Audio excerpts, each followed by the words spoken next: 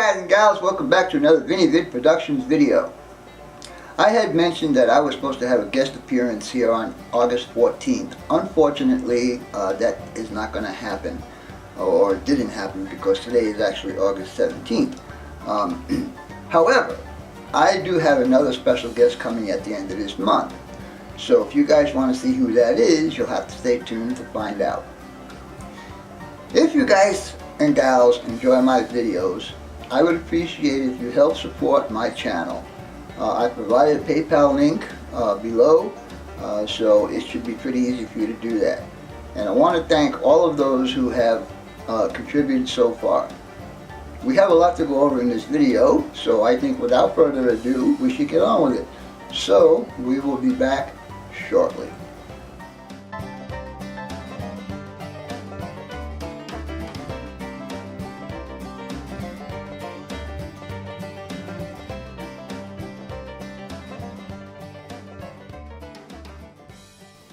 Alright guys, you remember me showing you this piece of cardboard here, my last video. It originally was 3 feet by 6 feet. Right now I have about 3 foot by 3 foot section left. George is coming to my rescue again and bringing me some more cardboard. Anyhow, let's get back into the train room and I'll show you what I've done with the rest of this piece of cardboard. Alright, so this is a great tool to have. I've never used one before, but it's actually a really good tool. As soon as you put the glue on, within seconds it's all cured up. The only thing I need to figure out is how to stop burning myself. Every time I use it and I try and hold the pieces together, the glue seeps out and gets on my fingers, and you know what, it is quite hot. Anyhow, I'll figure it out sooner or later before I burn my fingers off. So let's get on with the rest of this video. Alright guys, so as you can see, the snow has melted in Drake, and we got some little color on that mountain that was there. Anyhow, the base color for this was a $2 find at Home Depot, so I suggest you guys always look on the returns bin.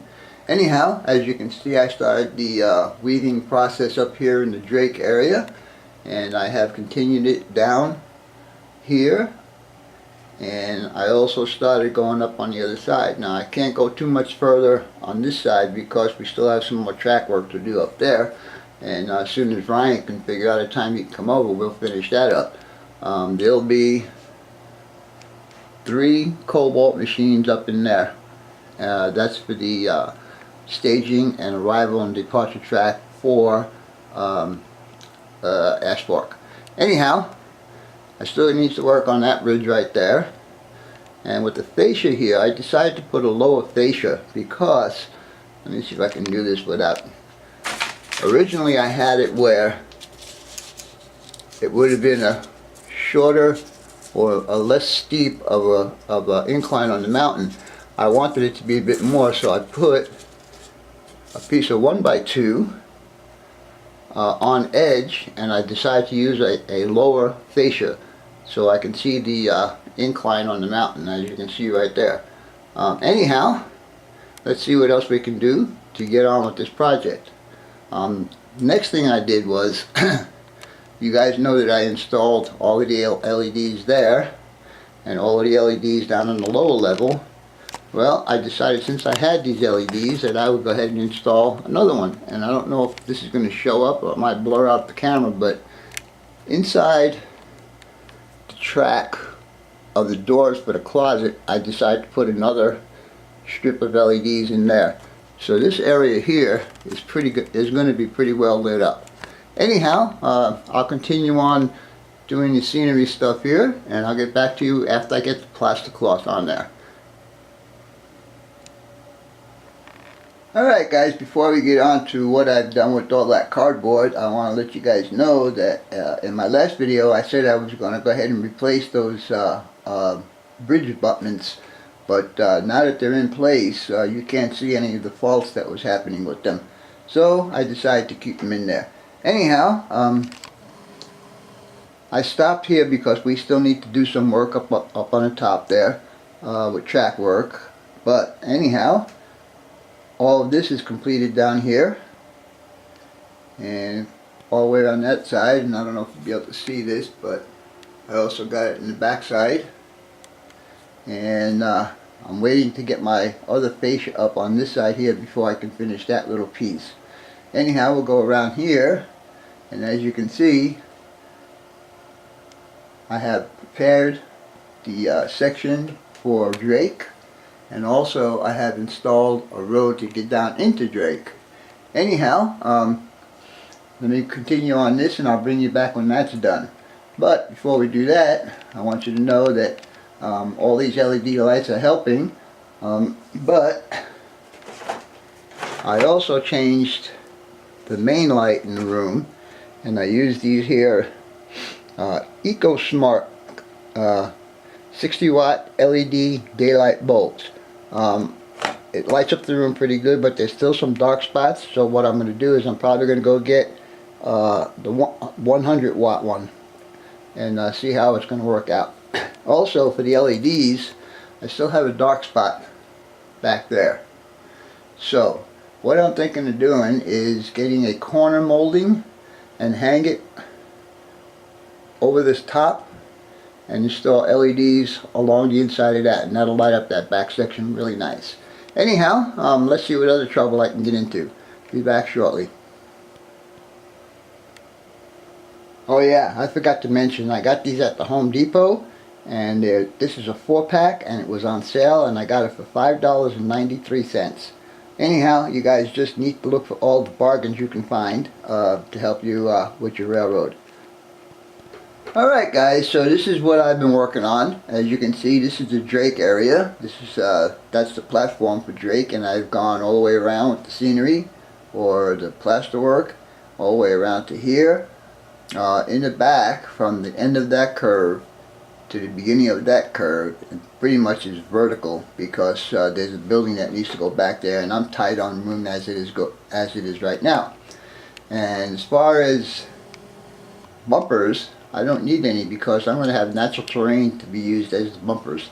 Anyhow, sorry the LEDs aren't on right now, but there's a reason for that, and we'll get into that in a couple of minutes.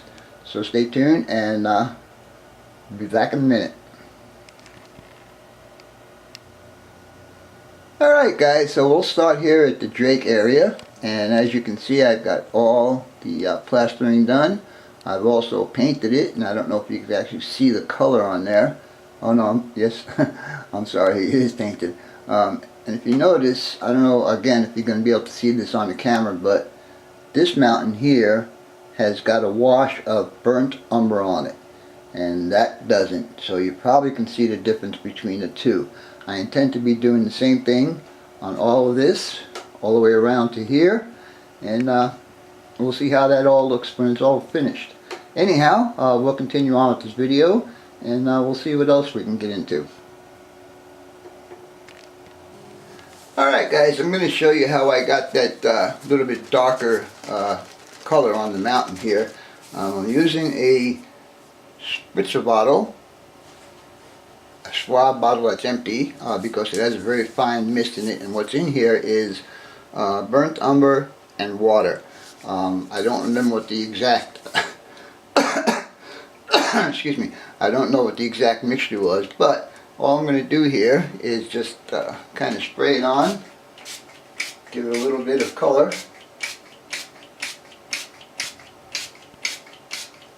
and I'll do that throughout the whole thing here.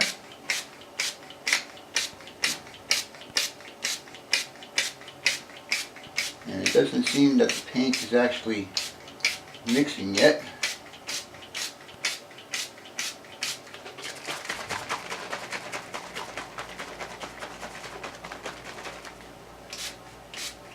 Seems I'm getting more water in here than paint. Oh, there we go.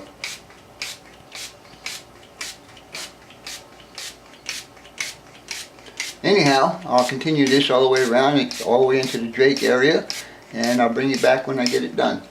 Stay tuned. Alright guys, I don't know if you're going to be able to see the color difference, but anyhow I did give it that light wash with the burnt umber, and I need to fill in this space right here, and then also paint that the same color that I paint the rest of it. Anyhow, let's continue around and see what we got. So basically I just wanted a light brown, darker brown wash over it, and it seems to work very well. And I did all the way around into the drake area, right up to there. Anyhow, I don't know what else we can get into here, but what I'm going to do here is actually I'm going to go ahead and put the towers in there and show you what this is going to look like pretty much on its way to being completed. So be right back.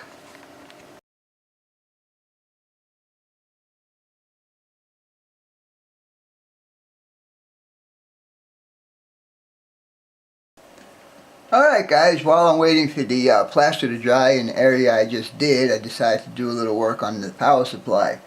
Anyhow, I made a table for it, and on the bottom of the table I drilled out some holes just to get some little bit more circulation in there, and eventually I'll get a small fan to put on top.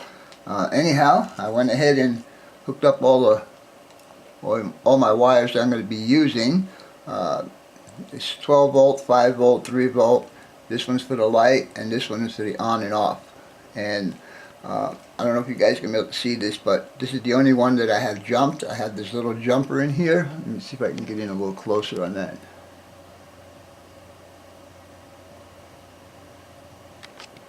You can see there's a little jumper that goes in there just in case I need to use more 12 volt stuff. Anyhow, I also, the wires that I'm not going to use, I went ahead and tidied them up and put them on the side here with this little wire loom. These are all extra wires. They correspond pretty much to what's here, except for about 3 or 4 other ones. Anyhow, let me get the camera off the tripod and I'll show you what I decided to do. Be back in a minute. Alright, in my last video I told you I was going to mount the power supply in this area here next to my system, my Digitrack system, and use that power strip back there to turn it on and off. 2 problems. Oops. First problem is, if I turn that on, I also turn my system on, and I didn't want that to happen. I didn't want to have the lights on while I'm working and have my system going at the same time. The second thing is, let me scoot around this way a little bit. I'm going to mount it on that table that's under there. I don't know how well you're going to see this, but there's another table under there. Right there. The second reason is because all the LEDs are on this side of the table, so it doesn't make sense for me to run from the other side of the table to here just for the LEDs. So rather, I'm going to do the LEDs here and then run a bus across for the tortoise machines. Anyhow, let me get going on this part, and I'll bring you back when that gets done. Alright guys, I'm going to try and explain what I just said a little bit better. If I put the power supply in this area here, I would have to run a bus line, one for the LEDs, and because I have Cobalt machines on both ends of the table, I'd have to run another bus line for the tortoise Cobalt machines on that side. So, putting it on the other table, I would only have to run one bus line to feed the Cobalt machines that are on this end of the table. Sorry for the ladder that's in the way. But anyhow, that's my story and I'm sticking to it. So let's continue on with the rest of the video. Alright, I know you couldn't see the jumper that I was talking about, so this is what it looks like, and it's made specifically for these barrier strips. It's better than wrapping wire around across all the terminals that you need to be using, so this is what they look like. And they just go on the terminals and lock it down and you're good to go. Anyhow, I'll talk to you later. Alright guys, the power supply has finally got its home, and as you can see it's up in there. And I did the barrier strip and I mounted it to the table that's there, and as you can see I've got all my leads going to it. And then if we come up here on the fascia, you can see that I have named one for power and one for the LEDs, and you're probably wondering why I have one for the LEDs. Well, the room that I'm in faces west, and so in the afternoon this room gets pretty bright, so in actuality if I wanted to do a run session or something like that, I wouldn't need the LEDs. So we'll go ahead and turn them off. And there you go. Turn it back on. And there you go. Anyhow, we're going to head and continue on this and see what else we're going to do. Be back in a few.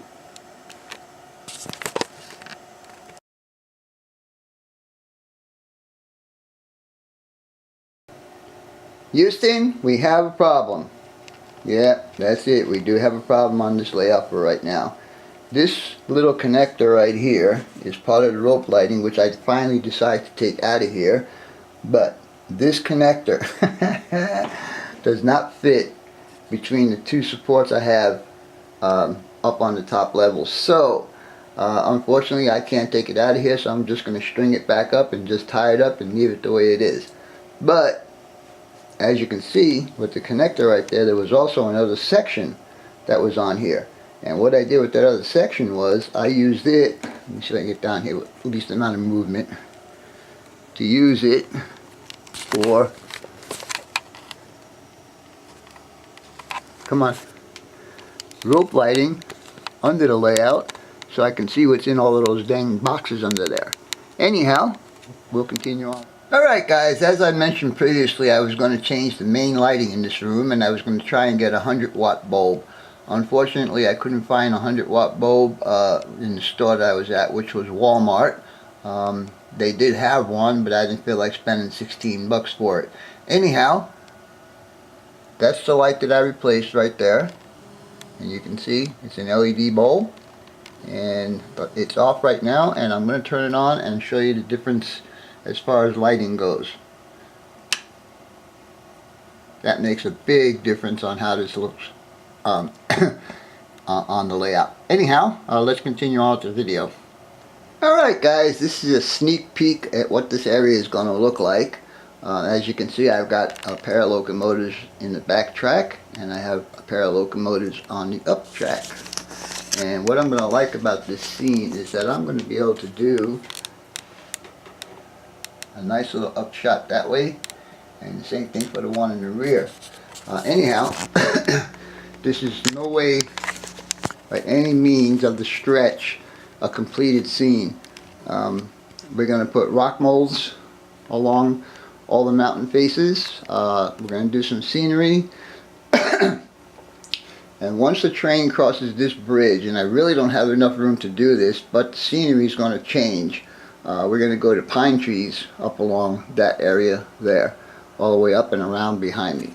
Anyhow, I hope you guys and gals enjoyed this video.